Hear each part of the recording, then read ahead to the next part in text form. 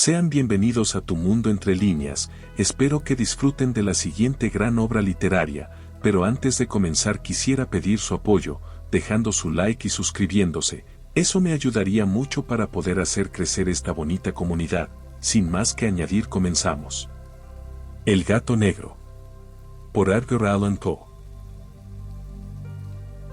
Ni espero ni quiero que se dé crédito a la historia más extraordinaria y, sin embargo, más familiar, que voy a referir. Tratándose de un caso en el que mis sentidos se niegan a aceptar su propio testimonio, yo habría de estar realmente loco si así lo creyera. No obstante, no estoy loco, y, con toda seguridad, no sueño. Pero mañana puedo morir y quisiera aliviar hoy mi espíritu. Mi inmediato deseo es mostrar al mundo, clara, concretamente y sin comentarios, una serie de simples acontecimientos domésticos que, por sus consecuencias, me han aterrorizado, torturado y anonadado. A pesar de todo, no trataré de esclarecerlos. A mí casi no me han producido otro sentimiento que el de horror, pero a muchas personas les parecerán menos terribles que insólitos. Tal vez más tarde haya una inteligencia que reduzca mi fantasma al estado de lugar común.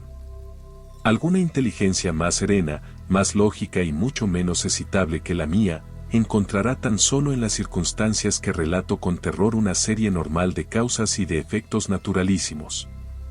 La docilidad y humanidad de mi carácter sorprendieron desde mi infancia. Tan notable era la ternura de mi corazón, que había hecho de mí el juguete de mis amigos. Sentía una auténtica pasión por los animales, y mis padres me permitieron poseer una gran variedad de favoritos. Casi todo el tiempo lo pasaba con ellos, y nunca me consideraba tan feliz como cuando les daba de comer o los acariciaba. Con los años aumentó esta particularidad de mi carácter, y cuando fui hombre hice de ella una de mis principales fuentes de goce.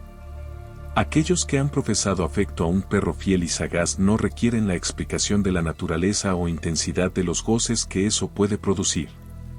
En el amor desinteresado de un animal, en el sacrificio de sí mismo, hay algo que llega directamente al corazón del que con frecuencia ha tenido ocasión de comprobar la amistad mezquina y la frágil fidelidad del hombre natural. Me casé joven. Tuve la suerte de descubrir en mi mujer una disposición semejante a la mía. Habiéndose dado cuenta de mi gusto por estos favoritos domésticos, no perdió ocasión alguna de proporcionármelos de la especie más agradable. Tuvimos pájaros, un pez de color de oro, un magnífico perro, conejos, un mono pequeño y un gato. Era este último animal muy fuerte y bello, completamente negro y de una sagacidad maravillosa.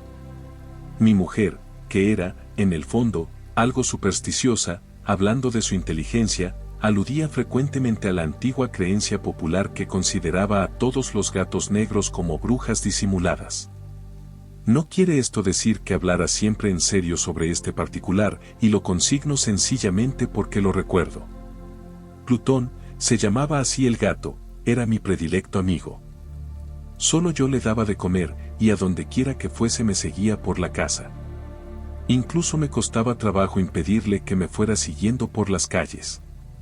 Nuestra amistad subsistió así algunos años, durante los cuales mi carácter y mi temperamento, me sonroja confesarlo, por causa del demonio de la intemperancia, sufrió una alteración radicalmente funesta. De día en día me hice más taciturno, más irritable, más indiferente a los sentimientos ajenos. Empleé con mi mujer un lenguaje brutal, y con el tiempo la afligí incluso con violencias personales. Naturalmente, mi pobre favorito debió de notar el cambio de mi carácter. No solamente, no les hacía caso alguno, sino que los maltrataba. Sin embargo, por lo que se refiere a Plutón, aún despertaba en mí la consideración suficiente para no pegarle. En cambio, no sentía ningún escrúpulo en maltratar a los conejos, al mono e incluso al perro, cuando, por casualidad o afecto, se cruzaban en mi camino. Pero iba secuestrándome mi mal, porque, ¿qué mal admite una comparación con el alcohol? Andando el tiempo, el mismo Plutón, que envejecía y, naturalmente, se hacía un poco huraño, comenzó a conocer los efectos de mi perverso carácter. Una noche, en ocasión de regresar a casa completamente ebrio, de vuelta de uno de mis frecuentes escondrijos del barrio, me pareció que el gato evitaba mi presencia. Lo cogí, pero él, horrorizado por mi violenta actitud, me hizo en la mano, con los dientes, una leve herida. De mí se apoderó repentinamente un furor demoníaco. En aquel instante dejé de conocerme. Pareció como si, de pronto, mi alma original hubiese abandonado mi cuerpo, y una ruindad superdemoníaca, saturada de ginebra, se filtró en cada una de las fibras de mi ser. Del bolsillo de mi chaleco saqué un cortaplumas, lo abrí, cogí al pobre animal por la garganta y, deliberadamente, le vacié un ojo. Me cubre el rubor, me abraza, me estremezco al escribir esta abominable atrocidad. Cuando, al amanecer, hube recuperado la razón, cuando se hubieron disipado los vapores de mi crápula nocturna, experimenté un sentimiento mitad horror, mitad remordimiento, por el crimen que había cometido. Pero, todo lo más, era un débil y equívoco sentimiento, y el alma no sufrió sus acometidas. Volví a sumirme en los excesos, y no tardé en ahogar en el vino todo el recuerdo de mi acción.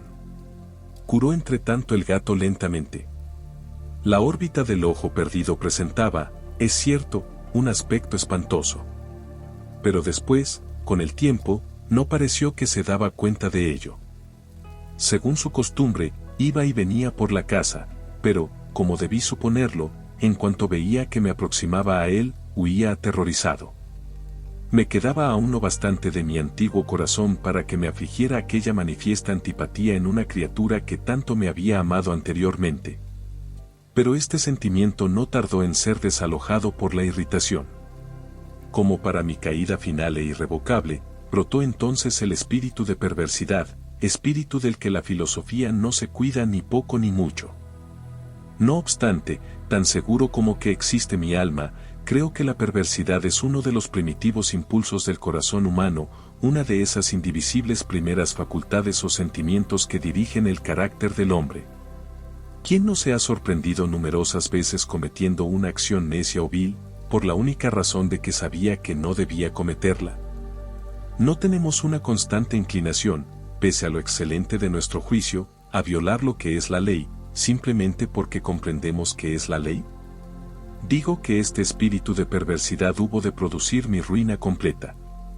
El vivo e insondable deseo del alma de atormentarse a sí misma, de violentar su propia naturaleza, de hacer el mal por amor al mal, me impulsaba a continuar y últimamente a llevar a efecto el suplicio que había infligido al inofensivo animal.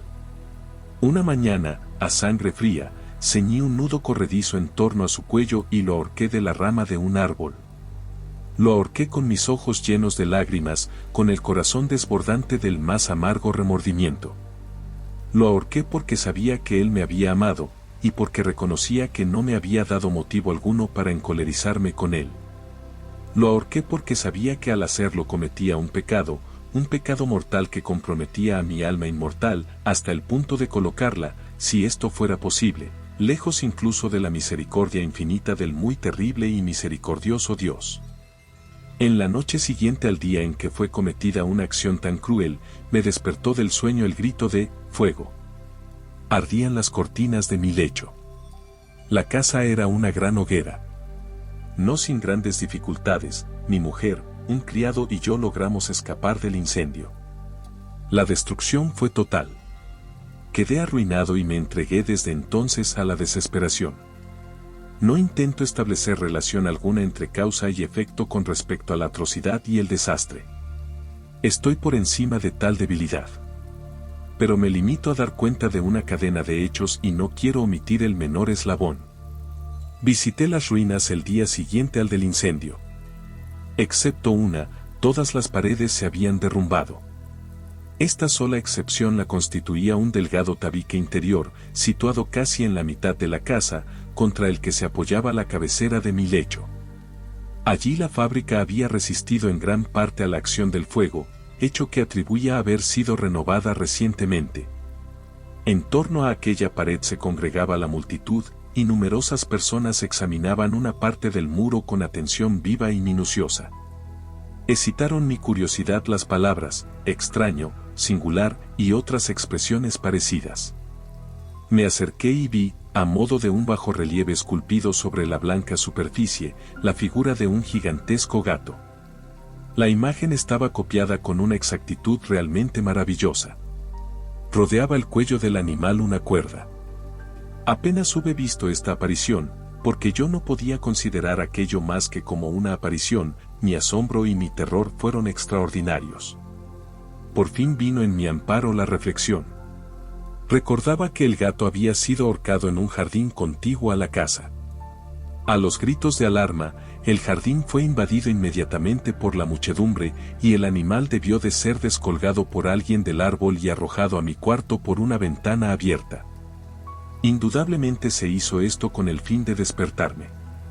El derrumbamiento de las restantes paredes había comprimido a la víctima de mi crueldad en el yeso recientemente extendido. La cal del muro, en combinación con las llamas y el amoníaco del cadáver, produjo la imagen tal como yo la veía. Aunque prontamente satisfice así a mi razón, ya que no por completo mi conciencia, no dejó, sin embargo, de grabar en mi imaginación una huella profunda el sorprendente caso que acabo de dar cuenta. Durante algunos meses no pude liberarme del fantasma del gato, y en todo este tiempo nació en mi alma una especie de sentimiento que se parecía, aunque no lo era, al remordimiento. Llegué incluso a lamentar la pérdida del animal y a buscar en torno mío, en los miserables tugurios que a la sazón frecuentaba, otro favorito de la misma especie y de facciones parecidas que pudiera sustituirle. Me hallaba sentado una noche, medio aturdido, en un bodegón infame, cuando atrajo repentinamente mi atención un objeto negro que yacía en lo alto de uno de los inmensos barriles de ginebra o ron que componían el mobiliario más importante de la sala. Hacía ya algunos momentos que miraba a lo alto del tonel y me sorprendió no haber advertido el objeto colocado encima. Me acerqué a él y lo toqué. Era un gato negro, enorme, tan corpulento como Plutón, al que se parecía en todo menos en un pormenor. Plutón no tenía un solo pelo blanco en todo el cuerpo, pero este tenía una señal ancha y blanca, aunque de forma indefinida, que le cubría casi toda la región del pecho. Apenas puse en él mi mano, se levantó repentinamente, ronroneando con fuerza, se restregó contra mi mano y pareció contento de mi atención. Era, pues, el animal que yo buscaba. Me apresuré a proponer al dueño su adquisición, pero éste no tuvo interés alguno por el animal. Ni le conocía ni le había visto hasta entonces. Continué acariciándole, y cuando me disponía a regresar a mi casa, el animal se mostró dispuesto a seguirme. Se lo permití, e inclinándome de cuando en cuando, caminamos hacia mi casa acariciándole. Cuando llegó a ella se encontró como si fuera la suya, y se convirtió rápidamente en el mejor amigo de mi mujer. Por mi parte, no tardó en formarse en mí una antipatía hacia él. Era, pues, precisamente, lo contrario de lo que yo había esperado.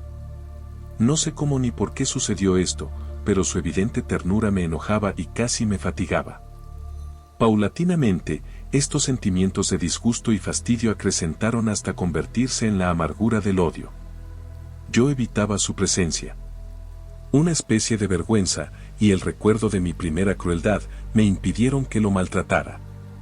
Durante algunas semanas me abstuve de pegarle o de tratarle con violencia, pero gradual, insensiblemente, llegué a sentir por él un horror indecible y a eludir en silencio, como si huyera de la peste, su odiosa presencia. Sin duda, lo que aumentó mi odio por el animal fue el descubrimiento que hice a la mañana del siguiente día de haberlo llevado a casa. Como Plutón, también él había sido privado de uno de sus ojos. Sin embargo, esta circunstancia contribuyó a hacerle más grato a mi mujer, que, como he dicho ya, poseía grandemente la ternura de sentimientos que fue en otro tiempo mi rasgo característico y el frecuente manantial de mis placeres más sencillos y puros. Sin embargo, el cariño que el gato me demostraba parecía crecer en razón directa de mi odio hacia él. Con una tenacidad imposible de hacer comprender al lector, seguía constantemente mis pasos. En cuanto me sentaba, se acurrucaba bajo mi silla, o saltaba sobre mis rodillas, cubriéndome con sus caricias espantosas. Si me levantaba para andar, se metía entre mis piernas y casi me derribaba, o bien, clavando sus largas y agudas garras en mi ropa, trepaba por ellas hasta mi pecho. En esos instantes, aun cuando hubiera querido matarle de un golpe, me lo impedía en parte el recuerdo de mi primer crimen, pero, sobre todo, me apresuro a confesarlo, el verdadero terror del animal. Este terror no era positivamente el de un mal físico, y, no obstante, me sería muy difícil definirlo de otro modo. Casi me avergüenza confesarlo. Aún en esta celda de malhechor, casi me avergüenza confesar que el horror y el pánico que me inspiraba el animal se habían acrecentado a causa de una de las fantasías más perfectas que es posible imaginar. Mi mujer, no pocas veces, había llamado mi atención con respecto al carácter de la mancha blanca de que he hablado y que constituía la única diferencia perceptible entre el animal extraño y aquel que había matado yo. Recordará, sin duda, el lector que esta señal, aunque grande, tuvo primitivamente una forma indefinida. Pero lenta, gradualmente, por fases imperceptibles y que mi razón se esforzó durante largo tiempo en considerar como imaginaria, había concluido adquiriendo una nitidez rigurosa de contornos. En ese momento era la imagen de un objeto que me hace temblar nombrarlo. Era, sobre todo, lo que me hacía mirarle como a un monstruo de horror y repugnancia, y lo que, si me hubiera atrevido, me hubiese impulsado a librarme de él. Era ahora, digo, la imagen de una cosa abominable y siniestra, la imagen de la horca. Oh lúgubre y terrible máquina, máquina de espanto y crimen, de muerte y agonía. Yo era entonces, en verdad, un miserable, más allá de la miseria posible de la humanidad. Una bestia bruta, cuyo hermano fue aniquilado por mí con desprecio, una bestia bruta engendraba en mí, hombre formado a imagen del Altísimo, tan grande e intolerable infortunio. ¡Ay! Ni de día ni de noche conocía yo la paz del descanso. Ni un solo instante, durante el día, me dejaba el animal. Y de noche, a cada momento, cuando salía de mis sueños lleno de indefinible angustia, era tan solo para sentir el aliento tibio de la cosa sobre mi rostro, y su enorme peso, encarnación de una pesadilla que yo no podía separar de mí y que parecía eternamente posada en mi corazón. Bajo tales tormentos sucumbió lo poco que había de bueno en mí. Infames pensamientos se convirtieron en mis íntimos, los más sombríos, los más infames de todos los pensamientos. La tristeza de mi humor de costumbre se acrecentó hasta hacerme aborrecer a todas las cosas y a la humanidad entera. Mi mujer, sin embargo, no se quejaba nunca. ¡Ay! Era mi paño de lágrimas de siempre. La más paciente víctima de las repentinas, frecuentes e indomables expansiones de una furia a la que ciegamente me abandoné desde entonces. Para un quehacer doméstico, me acompañó un día al sótano de un viejo edificio en el que nos obligara a vivir nuestra pobreza. Por los agudos peldaños de la escalera me seguía el gato, y, habiéndome hecho tropezar de cabeza, me exasperó hasta la locura. Apoderándome de un hacha y olvidando en mi furor el espanto pueril que había detenido hasta entonces mi mano, dirigí un golpe al animal, que hubiera sido mortal si le hubiera alcanzado como quería. Pero la mano de mi mujer detuvo el golpe. Una rabia más que diabólica me produjo esta intervención. Liberé mi brazo del obstáculo que lo detenía y le hundí a ella el hacha en el cráneo. Mi mujer cayó muerta instantáneamente, sin exhalar siquiera un gemido. Realizado el horrible asesinato, inmediata y resueltamente procuré esconder el cuerpo. Me di cuenta de que no podía hacerlo desaparecer de la casa, ni de día ni de noche, sin correr el riesgo de que se enteraran los vecinos. Asaltaron mi mente varios proyectos. Pensé por un instante en fragmentar el cadáver y arrojar al suelo los pedazos.